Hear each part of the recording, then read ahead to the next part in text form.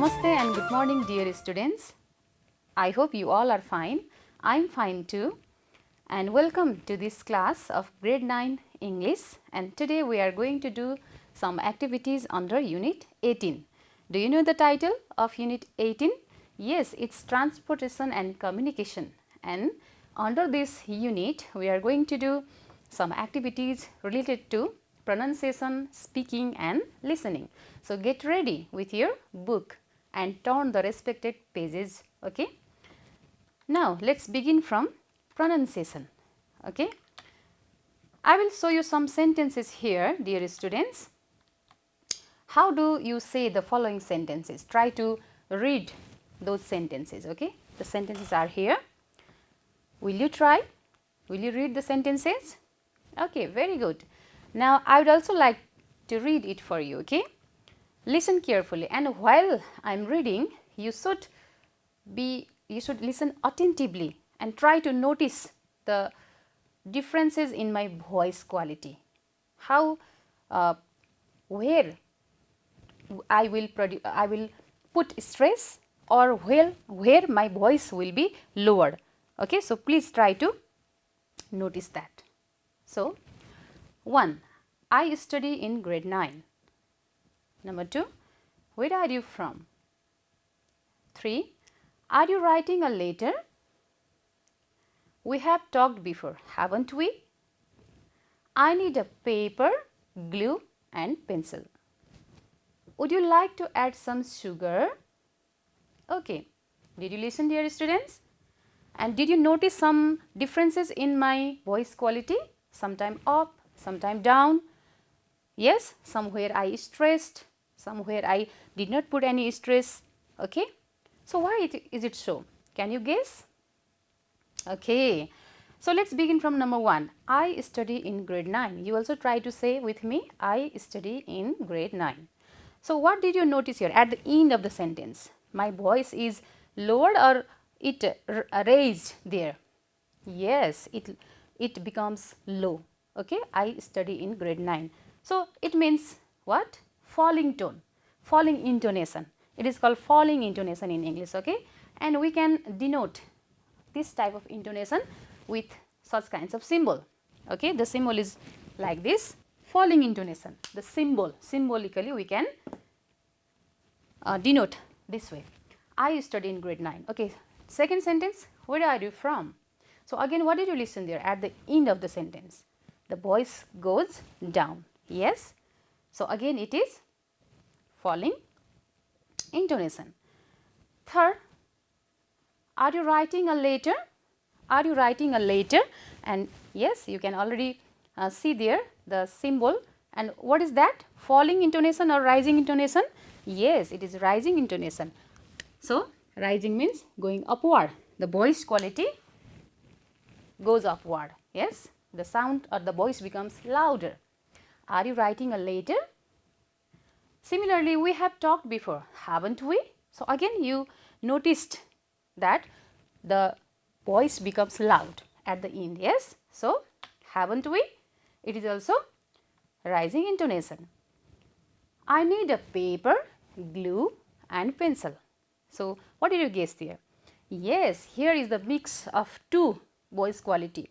First rising, okay, and then falling. When I say paper, glue, then the voice goes upward or it becomes louder, paper, glue and pencil. So, falling. So, sometime two intonation comes together one after another. So, it is called rise fall intonation, dear students. And number 6, would you like to add some sugar? So, what did you notice here? Yes, here is also the mix of two types of intonation, but it is now falling and rising. Okay. So, from this discussion, dear students, you might have learnt about the pattern of intonation, yes, in English. And first of all, what is intonation then? Yes, intonation is the changes in the voice quality, pitch of the voice. Okay. It is also called music of speech. English is a rhythmic language. Okay. So, the intonation, the stress, sentence stress can make big change in the meaning, especially in communication, in speaking. Okay.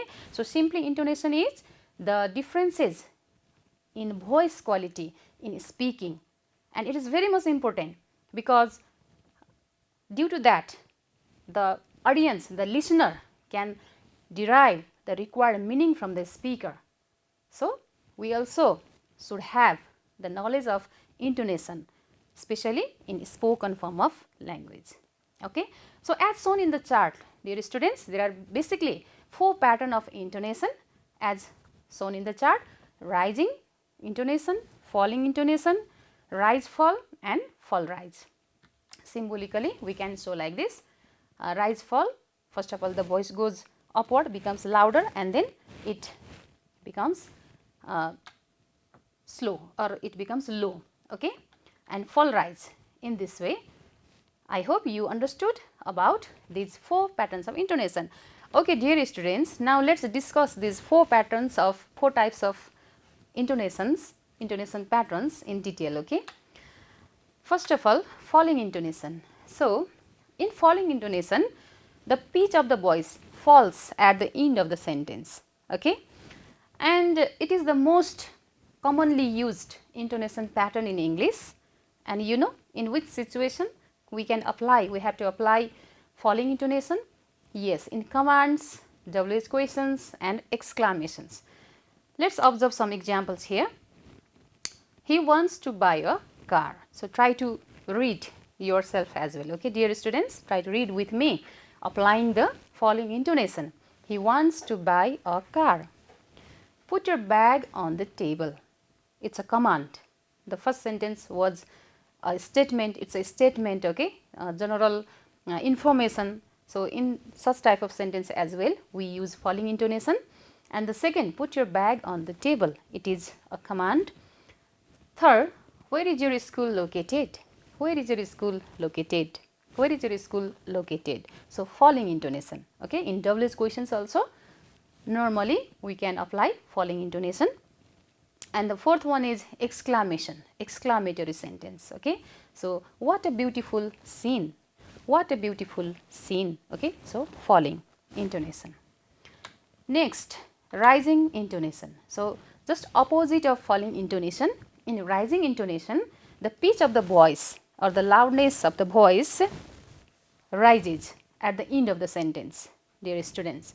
And the situation to use such intonation is generally in yes/no questions. Okay, in yes/no questions and in question tags, rising intonation is applied. As in the examples, do you like your new dress? Do you like your new dress? The pitch of voice rises here. Okay. Are you tired? It is also yes/no question. Are you tired? We have met already, haven't we? So, it is a tag question. In tag question also normally we can apply rising intonation. We have met already, haven't we? So, you are new in this school, aren't you? So, it is also tag question. So, basically in yes/no question there are 2 types of interrogative sentences in English. One is WH question, another is yes/no question. So, in WH question we apply falling intonation and in yes/no question we apply rising intonation. Okay. Next is rise fall intonation. So, rise fall intonation, here first the intonation rises and it falls and then it falls. Okay. So, like this, first of all it rises, it goes up, the voice goes up, okay, and it lowers. So, first rising and falling. So, it is also called rising and falling intonation, and in short rise fall intonation. So, in which situation can we use this intonation pattern? In choices, list, unfinished thoughts and conditional sentence. These are the basic situations where we can apply rise fall intonation. Look at these examples. Are you leaving today or tomorrow? Are you leaving today or tomorrow? So, today or tomorrow, that means choices. Okay. List, I bought a pen, a book and a bag. Okay. So, while saying a pen and book, the voice raises and then a bag, again it falls. Third, conditional sentence, it begins with if. If you have any idea, tell us. If you have any idea, tell us. Okay, rising and falling. How was the dinner? And in response to this question, the speaker is replying that the meat was good. So it is unfinished thoughts. The speaker wants to add some more information, but the rest wasn't tasty, or but the other food wasn't tasty. Yes, so something like that. So it means unfinished thought. In that situation also we can apply rise fall intonation. Next example of unfinished thought, I don't need any help at the moment. I don't need any help at the moment, but I may need later. So at this moment I don't need any help. So it is also a kind of unfinished thoughts.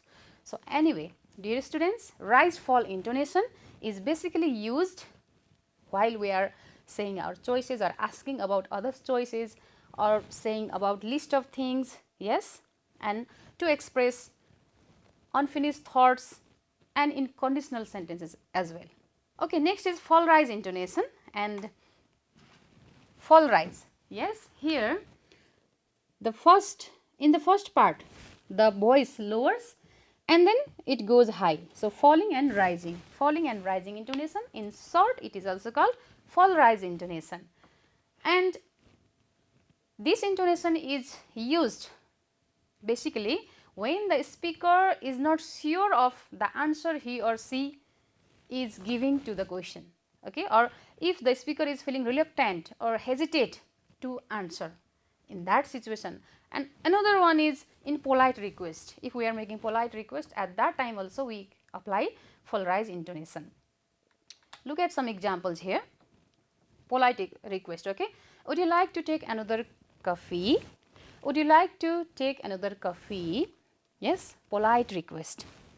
And then next, so you would be coming tomorrow, right?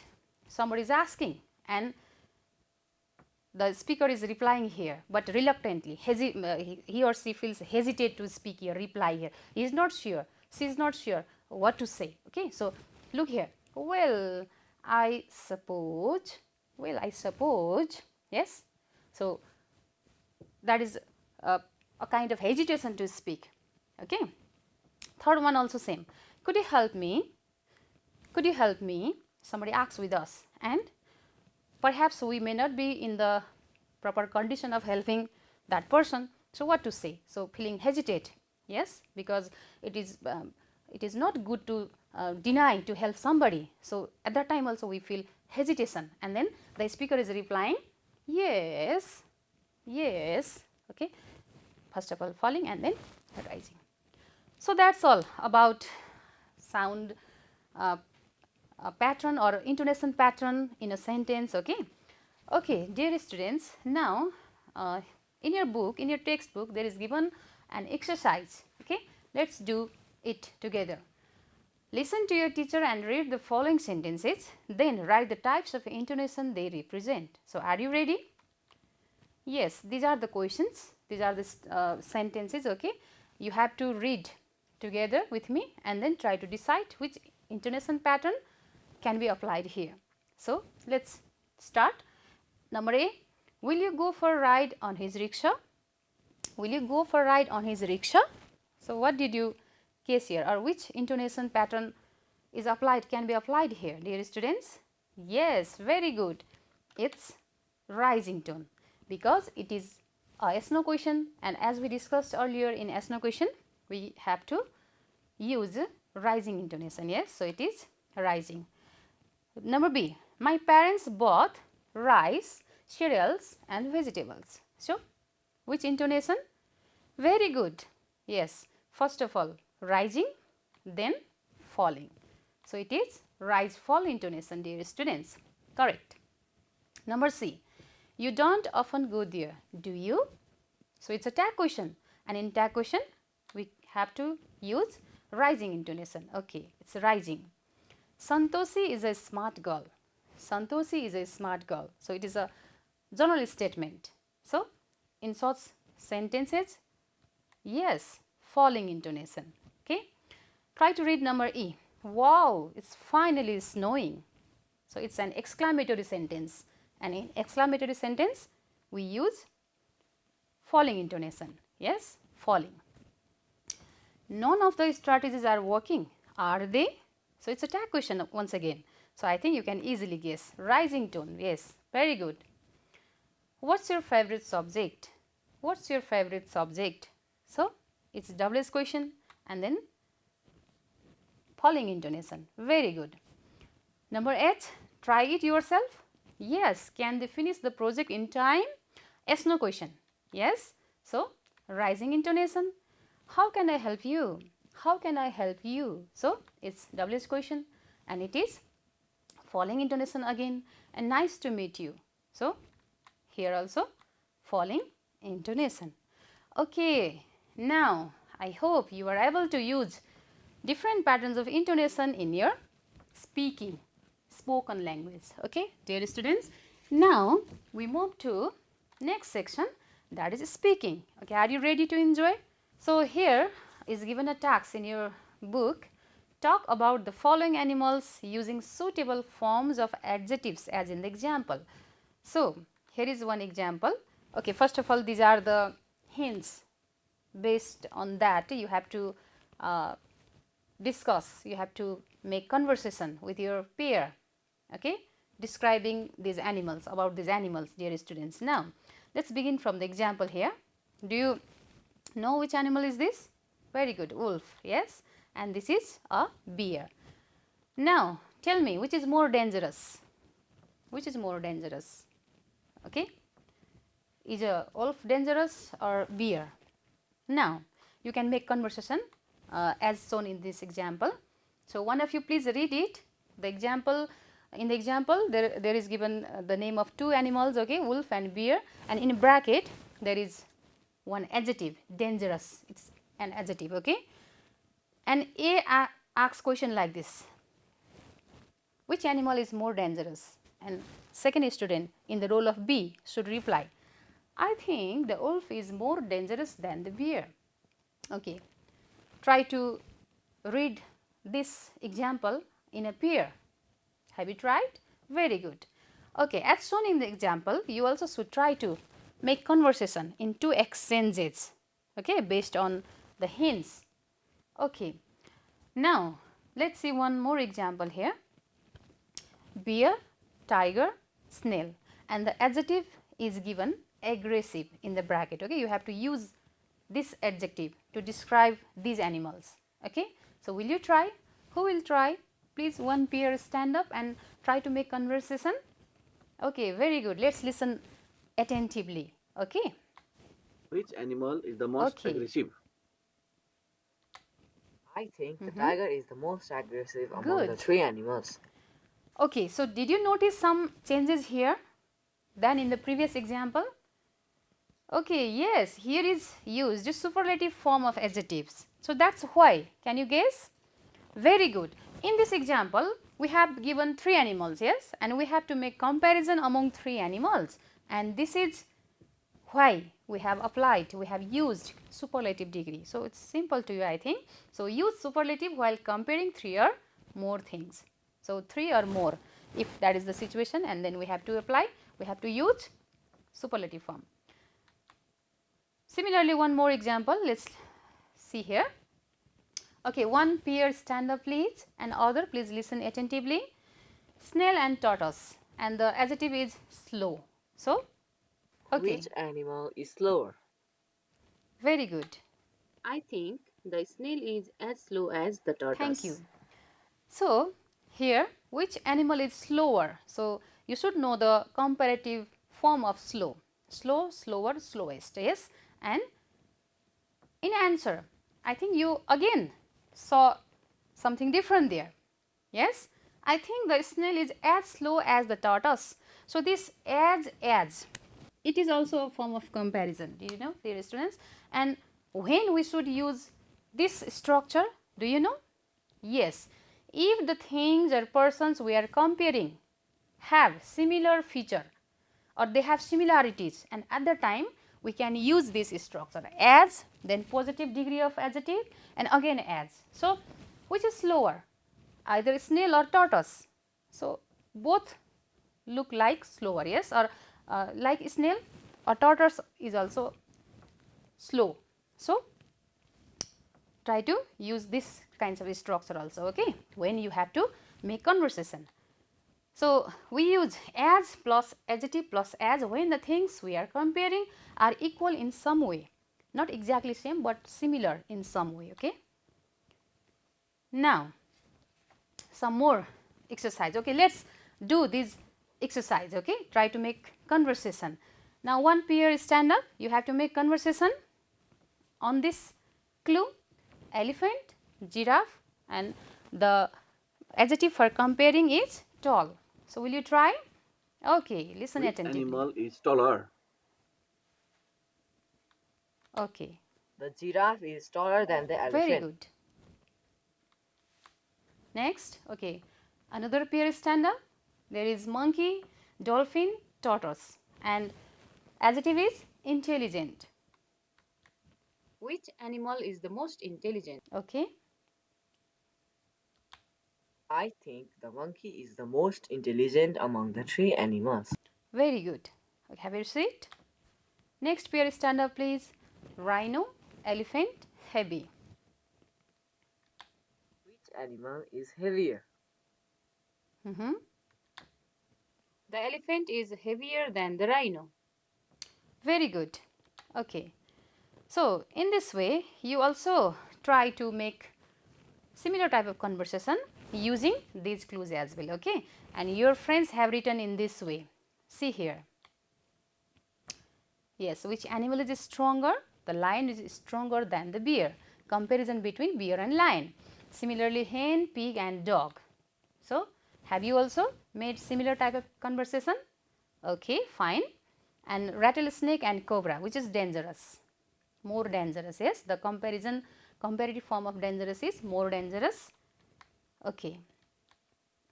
Next, cobra, python, anaconda, yes, poisonous, which is the most poisonous animal? Cobra. And then, which is faster? I think the zebra is faster than the donkey. Okay, very good. Now, look at the next page. There is another exercise for speaking. B. Compare a car and a bike. Use the adjectives and adverbs given below. So, you can see here a picture. Yes, dear students, and what you have to do here? You have to make comparison between a car and a bike. So, and while comparing these two items, you have to use the given adjectives or adverbs. Okay, both adjectives and adverbs are given here. So, please try to compare between a car and bicycle. Okay, will you try? Okay, who will produce the first sentence? And one example is shown here. First of all, read the example. A car is faster than a bike, whereas a bike is easier to ride.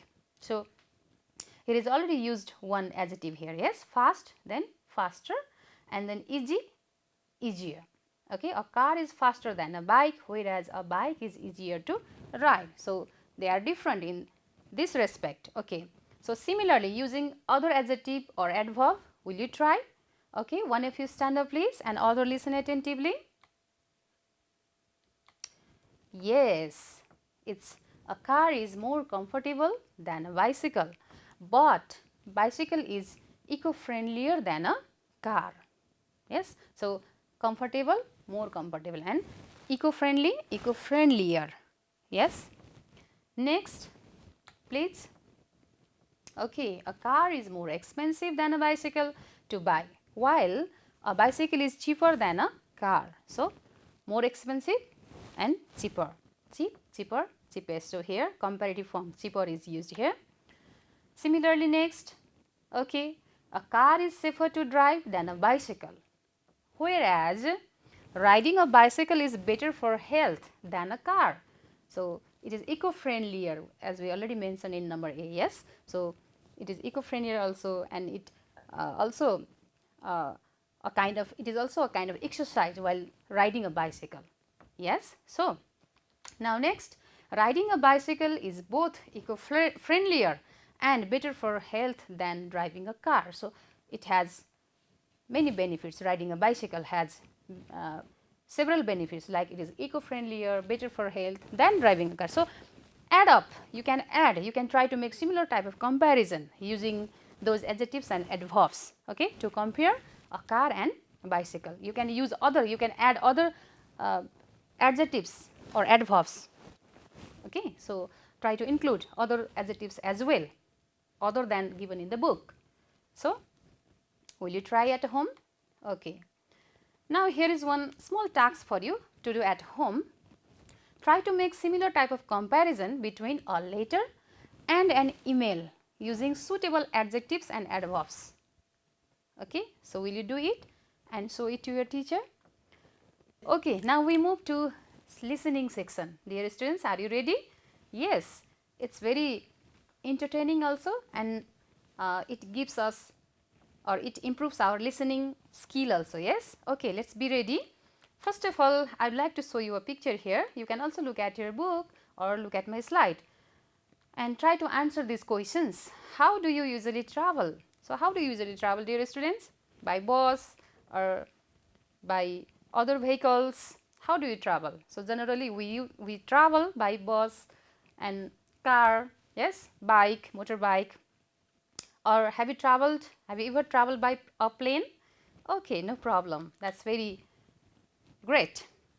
And next is, what is the main means of transportation where you live? So, in your locality, what are the commonly used means of transportations?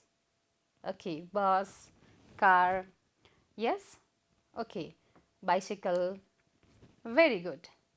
So, generally in our locality, in our country, these are the popular means of transportation. Now, dear students,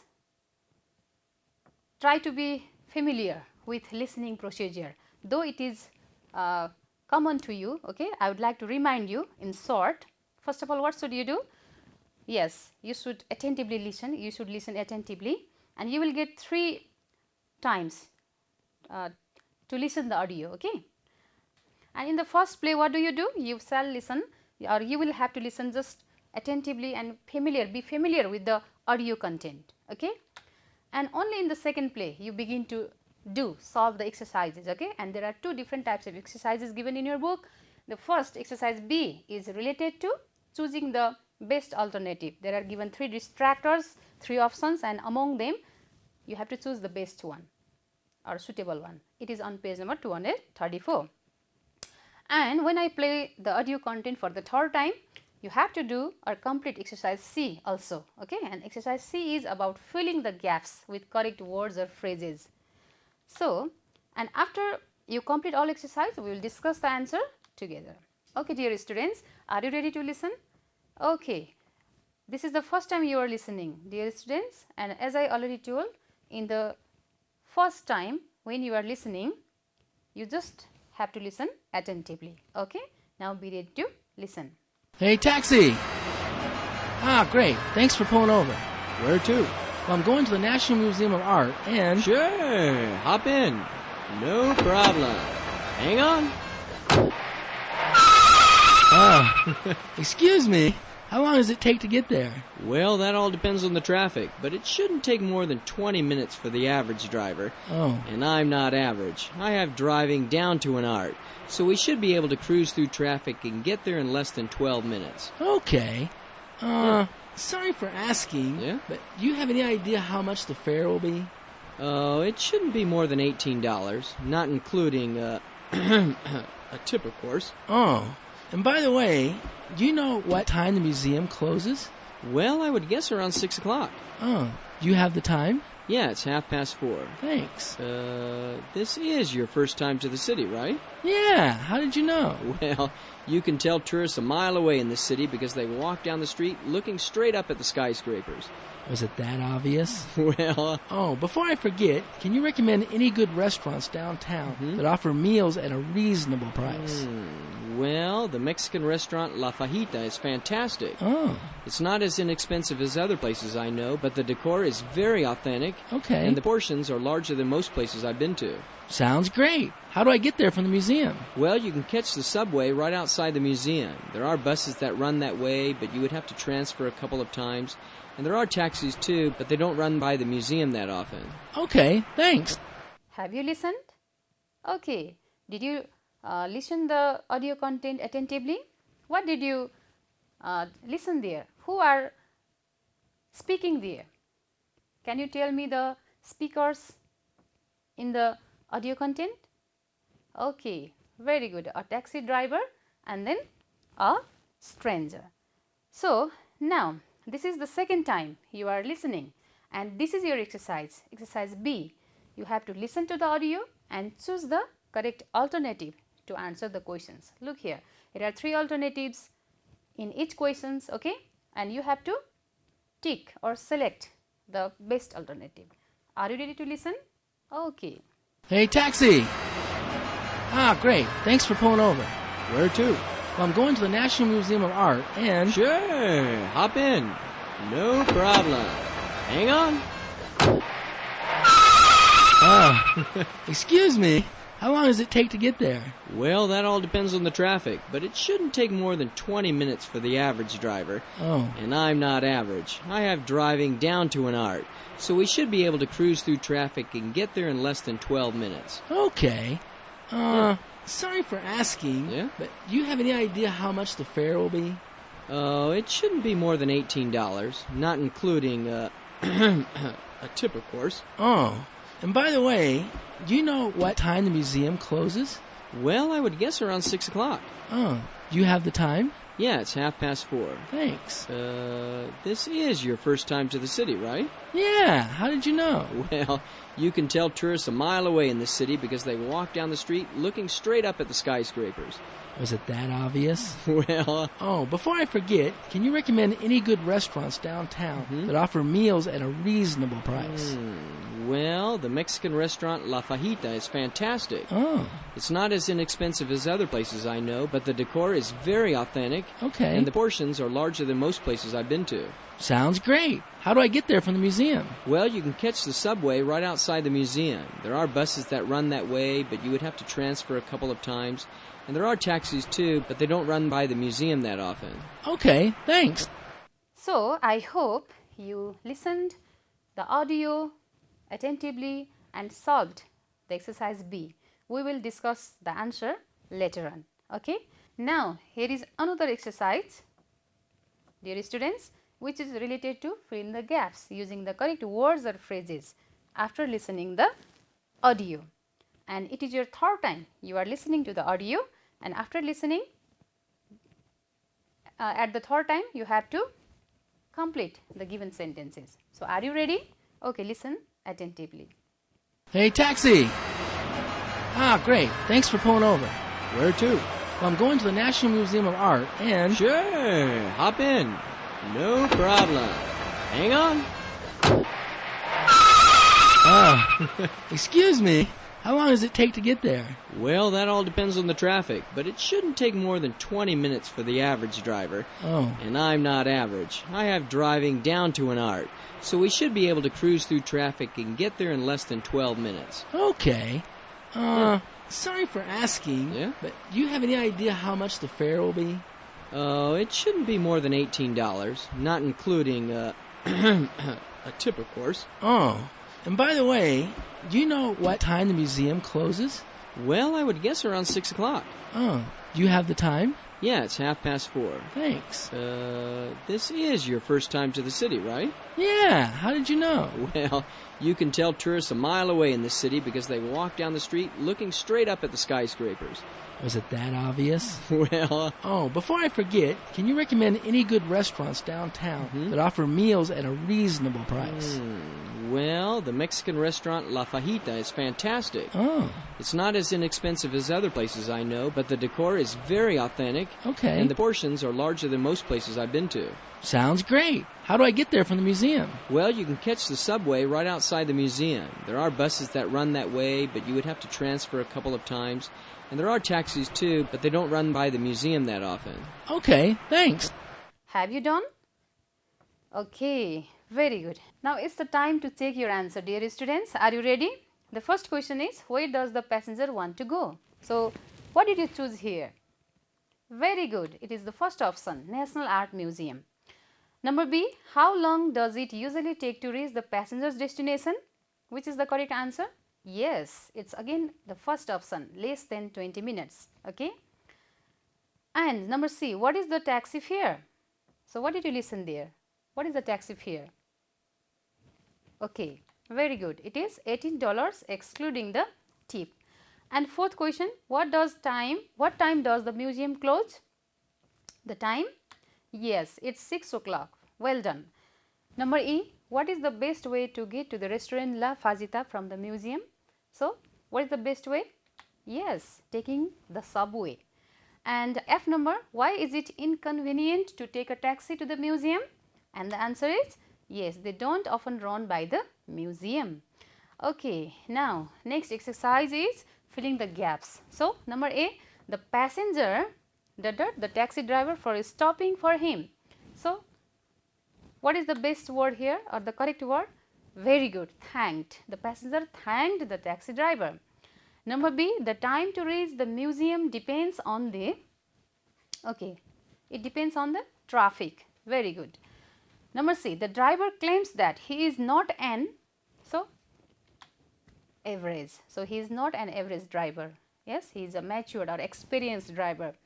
Number D, the passenger inquires about what time the museum. So, what does he inquire about? Yes, what time the museum closes. Okay. Number E, the taxi driver knows that it's the man is visiting the city. So, it's the, yes, first time. It's the first time the man is visiting the city. F number, according to the driver, La Fazita is the best in town. So, what is it? The best restaurant. Yes, you can also write Mexican restaurant, okay, or simply restaurant is also correct answer. And number Z, the don't run by the museum very often. So, what does not run very often by the museum? Yes, taxis. The taxis don't run by the museum very often. Okay, very good, dear students. Now, here is one more exercise for you. It's a kind of project work which you have to do in your free time, visiting the community, okay, observing the community. So, name any two places in your locality that are worth visiting. So, two places, suggest two places that are worth visiting. Worth visiting means the place which is a must visit, okay, because that are historically important or naturally beautiful or famous due to some reasons. So, worth visiting, you have to visit it. So, name these two places and also write where are these places located. So, where are these places located? Their location, okay, to the east of some place, okay, or in which district, which province, in this way you have to write. And then talk about their facilities, accommodation, etc. for the visitors. So, suppose you are guiding, you are giving the information to a visitor. So, write about the facilities, what facilities they can find in that place and how can they accommodate there. So, including this information, try to write a short paragraph. Okay. So, thank you for listening attentively and I hope you enjoyed today's class. You learned, you developed different skills, you learned about intonation. Similarly, we also did speaking activities, how to compare, yes, to our more things or persons, and then finally we did listening activity. So, have a nice day. Thank you.